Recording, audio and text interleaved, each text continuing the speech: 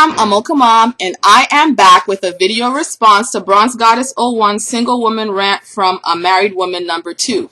Please watch her video in its entirety so that you can get her full perspective on the issue. I agree with you, BG, that these women shouldn't be judging Taryn as damaged goods and saying who would want her and basing her whole worth based on choices that she's made in the past that they think are inferior.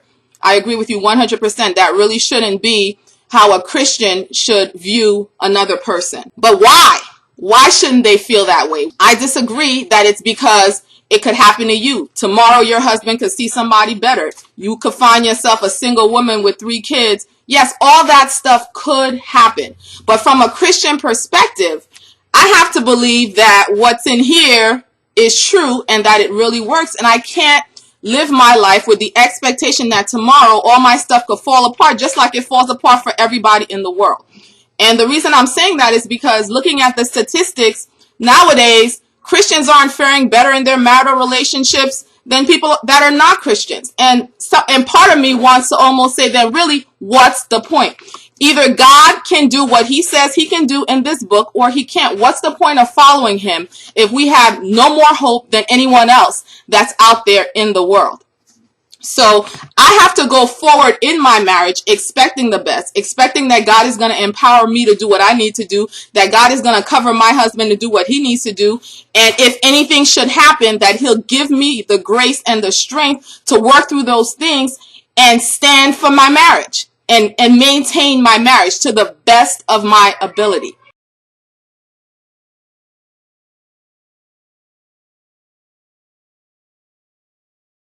So I just reject the attitude that it could happen to me too. It could happen to me too, but I can't live my life with that expectation. But there is a reason why we shouldn't look at people in a judgmental, condemning way. It's because we serve a merciful God who gives multiple chances. And it's all over the Bible. The woman at the well who was with multiple men, and Jesus said, the man that you're with now isn't your husband. And he talked to her and he ministered to her and he accepted her in such a way that he changed her life and she went around and turned her life around. He didn't reject her. Mary, who was crying and weeping and wiping his feet with her hair, and his disciples were like, ooh, why are you letting her touch you? You're holy. Why are you letting her touch you?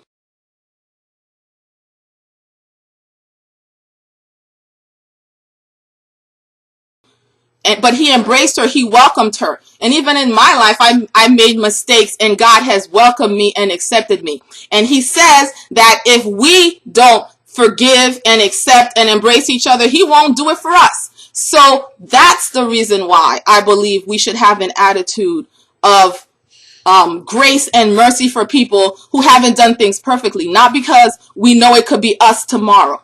It could be us tomorrow.